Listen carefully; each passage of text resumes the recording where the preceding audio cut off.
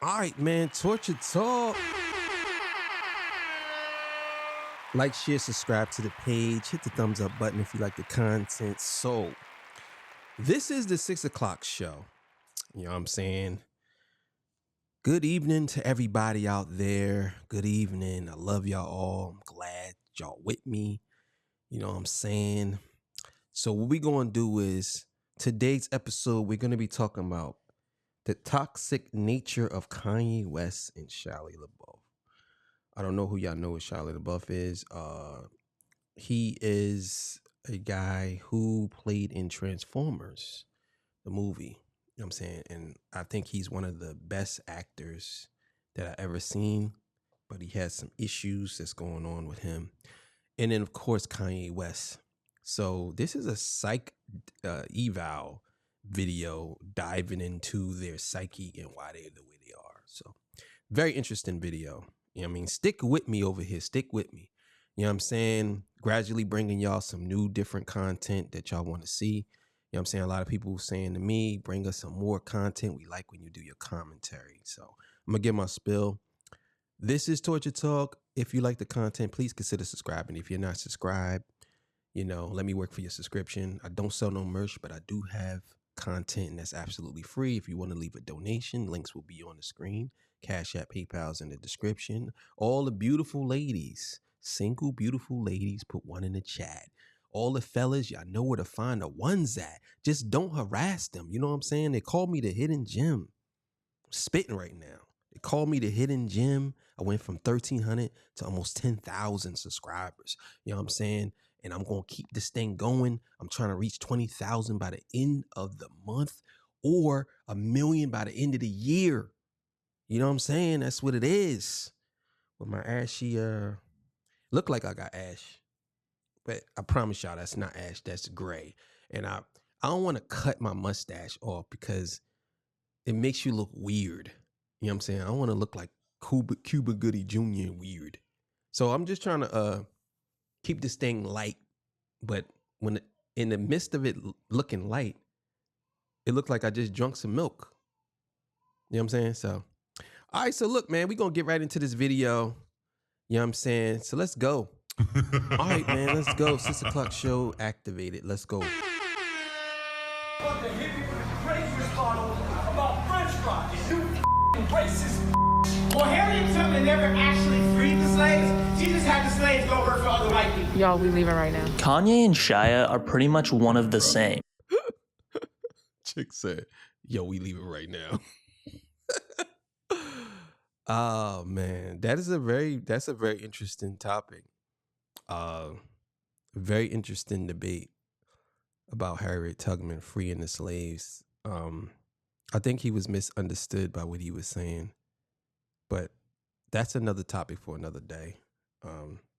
And we don't really know. I'm not gonna sit here and say I know. You know what I'm saying? We don't know for sure what actually happened. We just know what the history books tells us, and history books always lie. Just to let y'all know, the history books lie a lot to paint a narrative.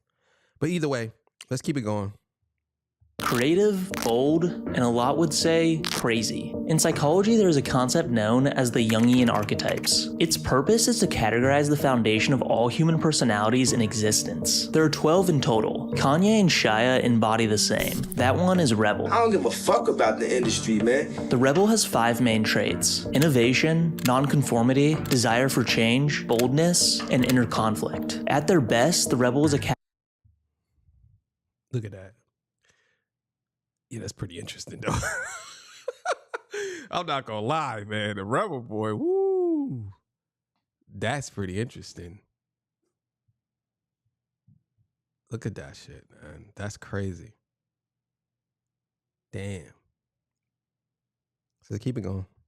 catalyst for positive change. And at their worst, the rebel is self-destructive, entirely driven by their ego. The ego is a huge aspect of the rebel's personality, driving them to visionary status, or if unable to be controlled, will drive them into complete madness, sometimes to a point of no recovery. Because really all I cared about was my ego. I mean, I don't fully agree with that part, that the rebel basically is a narcissist. I don't agree with that, Because there are some rebels that are rebels without a cause, and there's some rebels that are rebel with a cause. But I don't necessarily agree with it always leads to narcissism. I guess he's not saying that, but I'm just saying. But yeah, let's run it back a little bit. Body the same. That one is Rebel. I don't give a fuck about the industry, man. The Rebel has 5 main traits: innovation, nonconformity, desire for change, boldness, and inner conflict. At their best, the Rebel is a catalyst for positive change. And at their worst, the Rebel is self-destructive, entirely driven by their ego. The ego... So I get what he's saying. He said at their best, they're all those things, but at their worst. So, okay, yeah, I get it now. Their worst, okay. It was a huge aspect of the Rebel's personality, driving them to visionary status, or if unable to be controlled, will drive them into complete madness, sometimes to a point of no recovery. Because really all I cared about was my ego. I didn't give a fuck about getting well. Yeah. You know, it was all about get well for you. Yeah. Get well for the camera. Get well... Shia and Kanye have had a unique relationship, one that most people don't even know about. Having been fans of each other's work throughout their careers, once they finally did meet in 2015 is when both Rebels' lives took a turn for the worst. In plotting out their lives, Shia and Kanye have had eerily similar trajectories. Both started out with a chip on their shoulder. In the beginning, Kanye was solely a producer. Yo, it's Kanye to the platinum producer, Calm Man Product coming at you. Making beats for local Chicago rappers, and would go on to sign with the management label Hip Hop since 1978 at just 21. He became a ghost producer for Derek Angeletti, better known as the Mad Rapper. But Ye had bigger dreams for himself, so he moved to New York City and began making a name for himself as a producer there. He'd get his huge break in 2000 when he'd produce a handful of tracks off Jay-Z's album The Blueprint, one of which was Izzo, a song that really showed off his producer chops. Now everyone... Damn, man, that gotta be the best feeling ever. Doing all that hard work and then somebody buys a beat, or you make a beat for somebody like Jay-Z, and damn, that has to be a life-altering feeling that people are sitting there screaming the beat you made. And that's how I feel. I feel that way about me doing this. I've been doing this for years, and I never got that much attention. You know what I'm saying? I'm prepared for it. I was ready for it, but it never happened. And then one day, out of nowhere, I started getting followers and I started getting people. And one girl said to me, "You should have 1 million subscribers. Your channel is brilliant. Your channel is great." And I kind of felt like I wasn't feeling it no more. You know what I'm saying? Until y'all came along and saved me. I'm gonna be honest with y'all. I wasn't gonna quit, but I didn't really feel like doing it as much. You know what I'm saying? I'm just being fully transparent right now. But y'all made me know that I have a gift and there's something to it. So I can understand that magnitude of just Jay-Z doing something. I'm not the biggest Jay fan, but I'm just saying, like, oh man, that's like me having Jay-Z on my show. Like, for real. If y'all know Jay-Z, tell him about Torture Talk. Maybe he'll be a guest. Wanted a K-West beat. This big break for Kanye was a blessing and a curse. It seemed like everyone wanted to box him in as just a producer. Whenever he would try to get on record with the artists he'd produced for, they'd shut him down, telling him to stick to the keys. I'm a rap, fuck producers. I'm competing against these niggas. I ain't trying to compete against no producers. I'm listening to what Home's Now doing. I can let these dream killers kill my self-esteem. I use my arrogance as a steam to power my dreams. These lines are from Last Call off Kanye's debut album, College Dropout. 3 years after producing for Jay-Z's The Blueprint, Kanye finally broke that box he was put in as just a producer and had his first album debut at #1 and win a Grammy for Rap Album of the Year. Shia LaBeouf went through a similar situation as Kanye. So you decided I can't do the modeling thing, I just gotta make it on my personality, my acting chops? Yeah, I mean, I started doing stand-up and then I got an agent through the Yellow Pages, and that's how my story started. From there, he'd get his big break, The Even Stevens Show. From 2000 to 2003, Shia LaBeouf would continue to grow in popularity as the goofy Disney child star, known for his funny antics on the show. It seemed he was beginning to get boxed in as a comedic child actor, with his next big break again coming from Disney being Holes. The thing is like the movie started off as like this drama. I don't know if anybody's even watching it, but it started off as like this really... That's a good movie. You ever seen that? Got my man in there. It was from Boardwalk Empire. Boardwalk Empire season 3, I believe. Yeah, season 3, Boardwalk Empire. If y'all never seen Boardwalk Empire, go check it out. Classic show, man. Classic. intense drama, and then they've totally changed the tone, and now it's a comedy. It wasn't until 4 years later he'd finally venture out of this world with his next big film, Disturbia. From here, he'd land his biggest role to date, the Transformers series. That was a Disturbia was so good, man. The 3 films LaBeouf was a part of grossed $709 million, $837 million, and $1.1 billion respectively. To put this in perspective, Holes did $71.4 million and Disturbia a little over $100 million. It seemed that Shia had finally broke free of the label put on him at such a young age. Instead of a Disney child actor, he was a huge blockbuster movie star. But that was actually the problem. He didn't actually want any of this that he achieved. Shia didn't want to be identified as a blockbuster actor, but rather a true artist. So his next move was very intentional. He decided to forego any more Transformers sequels and instead star in the independent film Lawless. So getting back to the idea of what kind of films you're gonna do next, if they come knocking with the Transformers 4, here's a boatload of money, you're just not into it. Just the wrong time to come at me for it, you know? Maybe if I'm 40, you know what I'm saying? I got a kid and my kid wants to be a fashion designer and I don't have the bread for it, then let's have a conversation, you know what I'm saying? I'm at the point now where that's just not really important. From here, he'd continue to escape this label of Hollywood star by taking on another very deliberate path outside the norm with his film Nymphomaniac. The movie got tons of attention because of its commitment to show real sex scenes. I don't know what's gonna be asked of me, but I'm willing to do whatever's asked of me to get closer to the truth that's on the page. The drama's been getting lots of buzz because of the many graphic sex scenes, some of which were filmed with real-life porn actors as stand-ins for the cast members. Finally, Shia and Kanye had both broken out of the shells they were confined to. Kanye proved he was not just a producer, but a rapper. Actually, even bigger than. Now, before I go on, Shia LaBeouf's best movie he ever did is a movie called Peanut Butter Falcon. Now, if you ever seen that, make sure y'all go check it out. That's an excellent movie. It's hilarious, but it's not hilarious because it's intentional. It's hilarious because it's just funny parts in the movie. That's like, okay, you shouldn't be saying that. So keep going. Rapper. Because even further down his career, he'd release more projects that continued to redefine himself as something bigger. I'm like, I really love music and I love to sing these songs and I can make music. So why not just make music? Because that's my responsibility, to keep putting out groundbreaking music. For me, it's Kanye West. I gotta fuck shit up. And similarly, Shia had shed his Hollywood movie actor label given to him at such a young age, now starring in and even directing several successful indie films, those that strayed away from the beaten path of commonality that so many films had done before him. Around this time that Shia began diverting away from mainstream media films, he took on the role of directing Kid Cudi's music video for Maniac off his second Man on the Moon album. Can I introduce you, bro? Can I introduce you? This is Shia LaBeouf, ladies and gentlemen. Shia LaBeouf, he's filming, we're doing this music video. And this would be the catalyst that would then lead to Shia linking up with Kanye West in 2015 for the first time.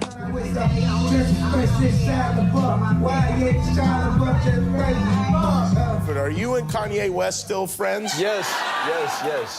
Because he like somewhat famously went through your closet and to gather ideas for fashion. He wouldn't have taken his corduroy gi, but I heard that. Yeah. Like, how much do you think he grabbed? Probably like 70% of what I own. And truth, I gave all of it to him. He showed up at my house. I'm a fan. You could say anything and I would have said yes. I'm such a fan. So the reason I came into his life is he was talking about making videos, and we had just done like a lot of these performance art projects, and we were gonna do a live stream with him. So that's what brought him to the house, was we were building a live stream for the Super Bowl. After Kanye shouted out Shia on his No More Parties in LA snippet in 2015, he'd collaborate with Shia on a few different projects that never actually came to fruition. One of these Shia mentions being the live stream for the 2017 Super Bowl centered around Trump's election. However, this ended up not happening, and the project itself morphed into something slightly different. It ended up becoming one of Shia's more controversial installations. He Will Not Divide Us was a campaign that began on Trump's inauguration, January 20th, 2017, and consisted of a camera mounted on a wall in New York that would live stream throughout Trump's presidency. The team Shia collaborated with to make this happen included Luke Turner and Nashte Sadai Runoko, both of which Shia has collaborated with on other projects prior. The idea for He Will Not Divide Us actually came after a meeting we'd had with Kanye West about working on something together right around the time of the 2016 election. We put the idea to him immediately after the election, but following his onstage political diatribe, a couple of days later we put any plans on the back burner for obvious reasons. This onstage political diatribe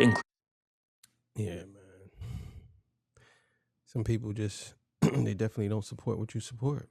And they will turn it all down. They'll burn it all down because they disagree with you. A shot at Shia LaBeouf. Shia LaBeouf, Kid Cudi feels away. Give him a call. Shia remained quiet on the matter, and around this time marked the beginning of his declining mental state. Similarly, Kanye just the next week was hospitalized after having a mental breakdown at home. A couple months after Kanye's hospitalization, the He Will Not Divide Us campaign kicked off, and instead of Kanye, they replaced him with Jaden Smith. The campaign was short-lived. Shia was down bad, and around the time of the He Will Not Divide Us campaign getting shut down, where the aim was to stand up against Trump assuming office, Kanye made some headlines. Yesterday, Kanye was spotted in New York City at Trump Tower for a meeting with Mr. Trump. And as the two stood side by side while speaking with reporters, Mr. Trump referred to Kanye West as a good man. Doing well. Long time. We've been friends for a long time. This all happened just a couple months after Shia's campaign invite, as well as Kanye's mention of Shia on tour. With so much success at such a young age, there comes a breaking point in an artist's career. For the rebel archetype, the very thing that got them to this place, their ego, becomes too big. And often we see this break that very artist, and instead of pushing them forward, it begins to serve as their demise. Both Shia and Kanye were in sync when their breakdown unfolded right before their eyes. Both of their breakdowns I don't know how far this video is going back, but to take it back to the one part where Kanye was talking about him being successful, that, and he had the mohawk. People were saying the reason why he started his mental decline was his mom passing away, and Amber Rose made that happen to him. Now, I don't know about the Amber Rose thing. We'll say Amber Rose is a very beautiful woman, but I don't know if that helped him decline. There's no evidence of that. Just because he had a mohawk. That's another thing too. People got to stop with this because somebody has a different haircut that makes them crazy. That's the first sign. He got a mohawk. He had a low cut. Now he got a mohawk. He crazy. Subsequently, right after their falling out, around 2015. Now, a few years later, Shia is in a much better place. Mia is on the screen. I done put her through years and years of fucking nonsense, bro. Just like, I'm like 2 months into this program. You know, I don't even have nothing going on. And she unmutes and she's like, "Hi, Shia." You know, and it's like, she saved my fucking life, dog. Like. And with this, he was able to take a step back and realize how much he was feeding his ego, which was allowing him to be such a successful actor, but also such a miserable person. Had she not intervened in my life and not created the avenue for me to experience ego death, I'd either have a really mediocre existence or I'd be dead in full. Always in sync, both Kanye and Shia, this is where their paths diverge. Kanye has never experienced the ego death that Shia talks about, and we can still see how this is literally killing him. For someone like Kanye West especially, his ego has taken the wheel his whole life. Even at a young age, this is how it was. But it was just the beginning stages, so it hadn't reached the catastrophic point that it's at today. But it'd be important to remember that the giant looks in the mirror and sees nothing. If you remember, like, to stay on the ground, and you can be in the air all at the same time. That's what I think it means when it says the giant looks in the mirror and sees nothing. It's hard to know whether he has the ability to see a different life that doesn't have him live like this. Because really, this is the only life he's ever known.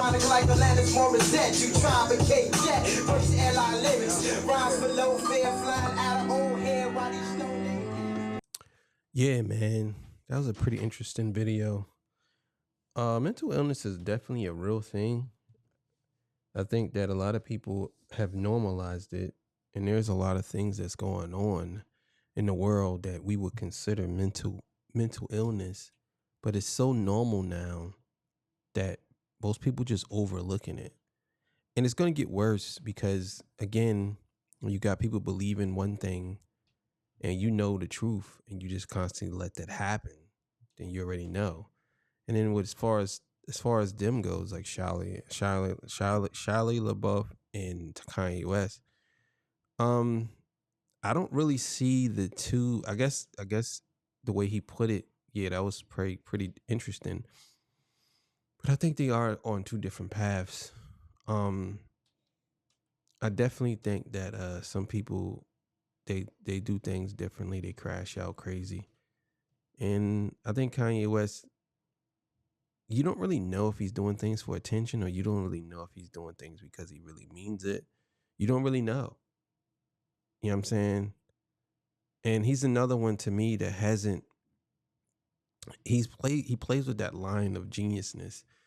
He is one of those guys, but he plays with that line, sane and insanity. You know what I'm saying? Like, he walks that fine line. And I think that for some people, that line is something that you can never cross. You know what I'm saying? And I think that he is playing with it, but we don't know if he actually crossed it or not. At least we think he's playing with it, but he hasn't crossed it or not. Anyway, that was a really interesting video. You already know the source will be in the screen. Thank y'all for watching, man. Appreciate y'all for staying all the way to the end with me.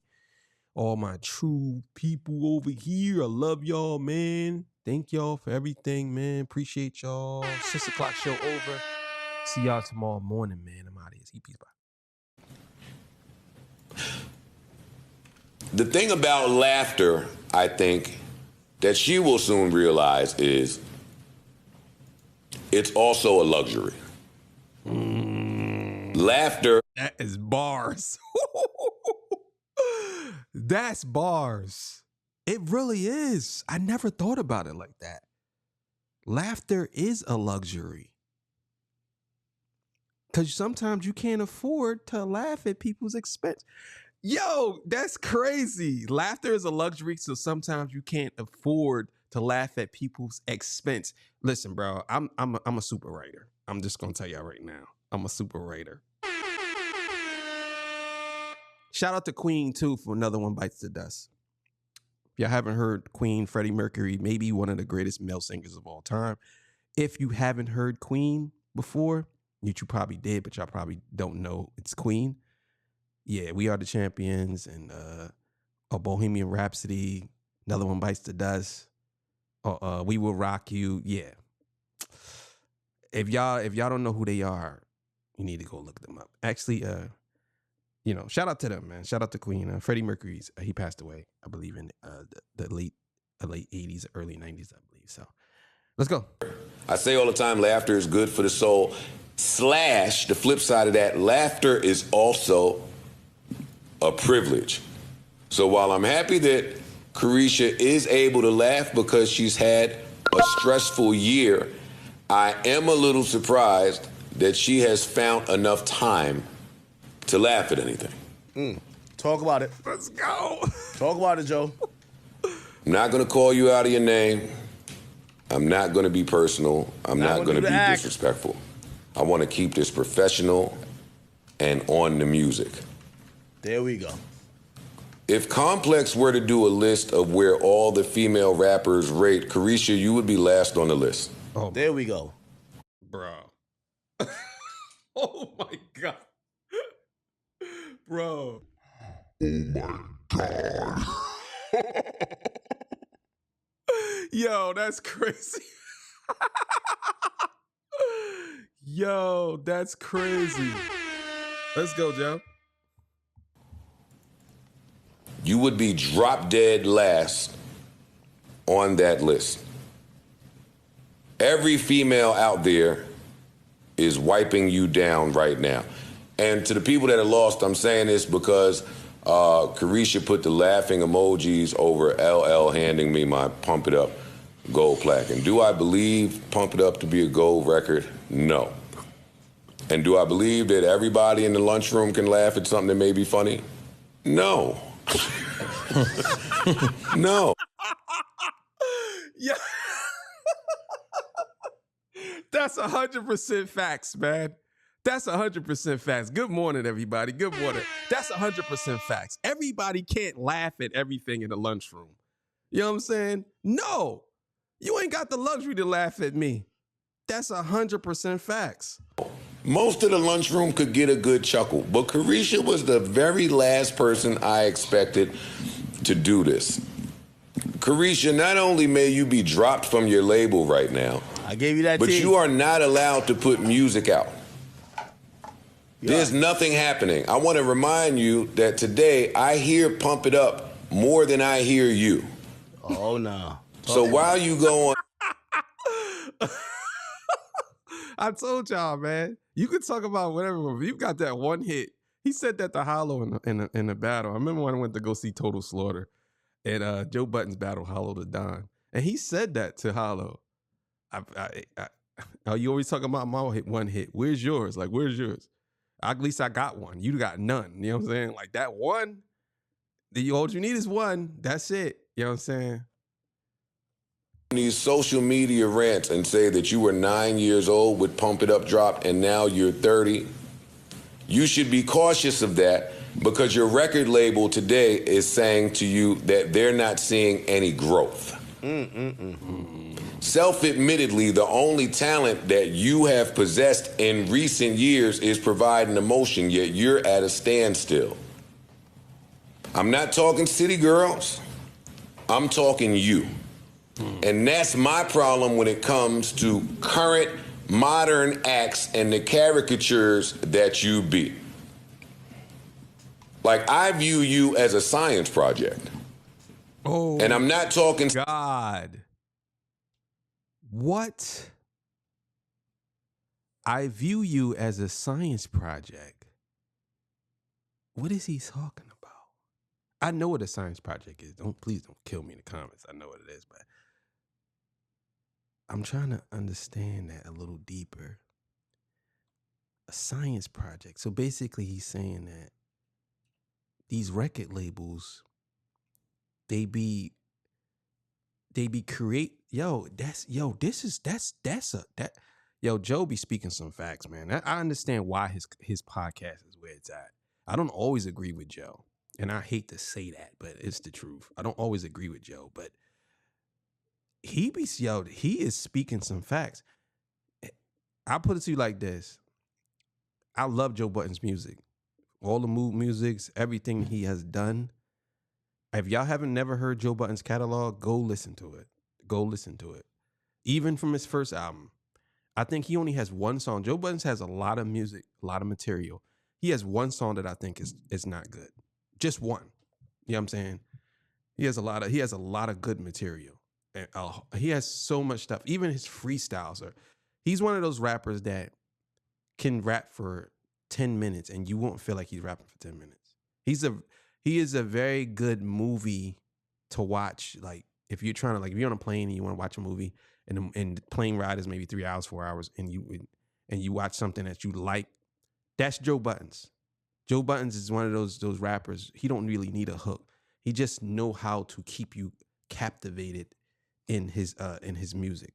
So what he's speaking here, man, I think his podcast has superseded his music because he's known now for being the pod father. That's what they call him, the pod father. And I think that this is his lane right here, man. His music is great, but I can understand exactly why he stopped doing music. Even though I wish he would come back though. I ain't gonna lie. City girls because I'm a fan of city girls. And I'm on JT's side in the breakup. But I love City Girls, and City Girls has accomplished a few. No, for real, JT came up here. This is why I had to give Joe the sauce on on my stream before. I gave him the ammo. I just dropped all the tea, man. I was like, Joe, just watch it, take what you need, just get your dub, get out of there, okay? I said all this. Flowing. He's amazing. Like stop for a minute. I ain't stupid. I gotta try to read between some of the social media shit. JT came up here skin glowing, hair glowing, knee-high boots with a staff that didn't look cheap. She came up here talking that talk. She came up here with music circulating and everybody up here absolutely loved her. Yes. Here's the kicker. JT also has a nigga with all the money in the world. Right. JT is with somebody. I fuck with JT. Throw the phone at that bitch at the award show, nigga. Yeah, nigga. I'm repping for mine. JT got a nigga that got all the money in the world. And still, when the odds were against her, she got to it. For sure. Formed in an airplane bathroom, Olive Garden. Niggas laughed. Oh, you doing a small venue? Oh, you flopped. Oh, yeah. She came up here and got real. Yo, our last project, it wasn't the greatest.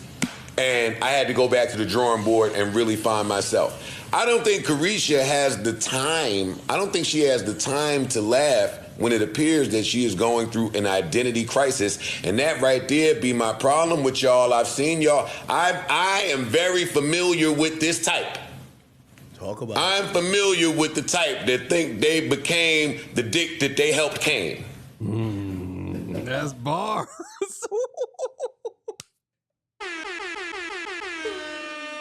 Oh man, that's bars.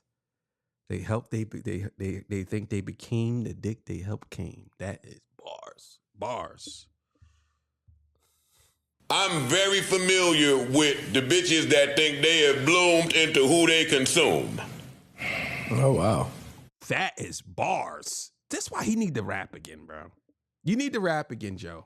Joe, you need to rap again, bro. You need to rap again, bro. We need you. We need it would be the best time for you to come and rap again right now, bro. Like for real. You was running around here and you gave JT your ass to kiss. That's a fact. Preach. You sat there with Saucy Santana, who even raps better than your ass. Oh, nah. Get out of here, Joe. JT your ass to kiss. You said, I'm dating a billionaire now. Fuck that city girl shit. I'm off of it. We not making no money. I'm donezo here. You told Shorty Doo-Wop, you told Homeboy's ex that if you felt like it, you could get Homeboy to get her on all fours and start sucking some dick or barking like a dog or some shit. You also told Homegirl that because her carpet was fucked up, she was broke. And now when you start with me, you want to say protect black women.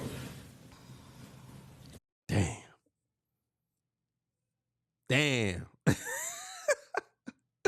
He's spitting right now. He's spitting. You know that Dragon Ball Z meme.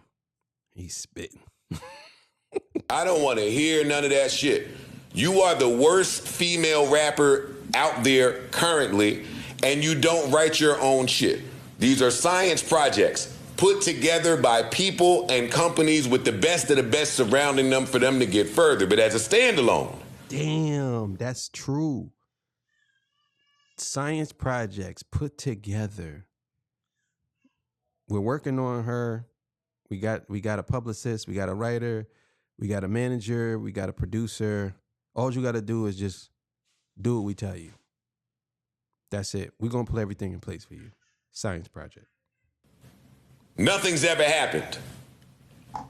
When JT went to jail, you kicked that shit. Yo, I got to wait for it. The wait for it looks different now. Nothing was popping.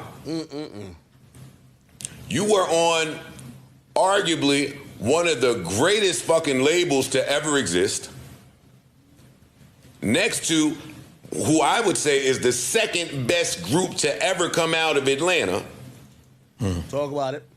Yet you still find yourself in this position. You was running around talking big shit. And I'm not mad. What I'm mad at is that you tucked whatever you was mad at.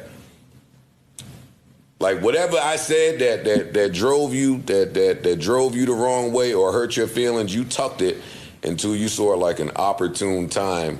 And somehow me getting a plaque is the opportune time to get your shit off. I don't really understand it, but I also don't think that you are the lawnmower with a steering wheel. Damn. So many quotables, man. So many quotables. The lawnmower with the steering wheel. That's the big joint, the one that's cutting everything down.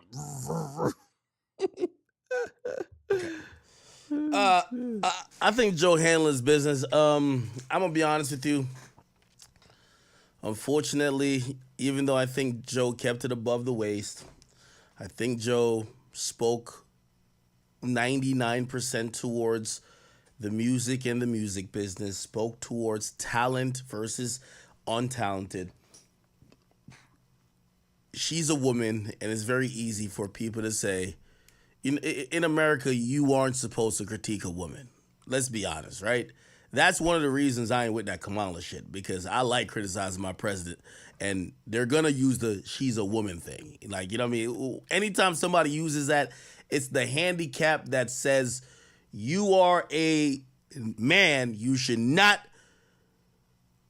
expect competency or expect what you would expect from a man from this woman. All right, so I'm gonna stop it there. All right. Yeah, man, Joe was spitting some bars, man. That was incredible. I think he put it out there and he let her know that, you're just a science project. And I think that it's going to go in one ear and out the other, because women like her, I don't just say people like her, I ain't going to say women. People like her, they don't take advice very well. They always look at it from a standpoint of they know what they're doing, and they look at the now. They don't look at the future. So if they feel as though they're doing better than you right now, you know what I'm saying? Or what they can, like, they'll say they're doing better than you because they're on a label and they're surrounded by people with money. They would think that they're doing better than you. Somebody like Joe Buttons, he created his own, built his own network and built his own net worth. And he's I would say a person who legitimately has assets. That's his. You know what I'm saying? A lot of people don't have that. You know what I mean? They just take from somebody else and then they borrow and they drive around with somebody else's Lambo, lease, shit like that. So, that's why I never understood the whole point of leasing a car. I mean, you could lease a car if you want, but for me, I need to own that. You know what I'm saying? That's mine. I don't need to lease nothing. Oh, just lease the joint. Why? I got to give it back? So I'm putting money, I'm giving money to somebody for a year to drive around in this car, and I only could drive a certain amount of miles. Nah, I'm not doing that. I need that. And if I could pay for something out of pocket, I'm going to do that. I don't want to do no loans no more, because that's also to giving people more money than something is worth. You have let's say a MacBook Pro, and it was, I don't know, $1,500, but then you leased it and it came out to be $3,200 or something like that. You know what I'm saying? That does happen. Not necessarily with a MacBook Pro, but y'all know what I'm saying. But yeah, man, shout out to Joe Buttons, man. Hit the air horn for Joe Buttons. You know what it is. Good morning, everybody. Hey, man, 12 o'clock show is coming up. I hope y'all have a great morning. Get y'all some breakfast, all that good stuff. You know what I'm saying? Maybe before you go to work, look at your girl. You know what to do. All right, man. See y'all people.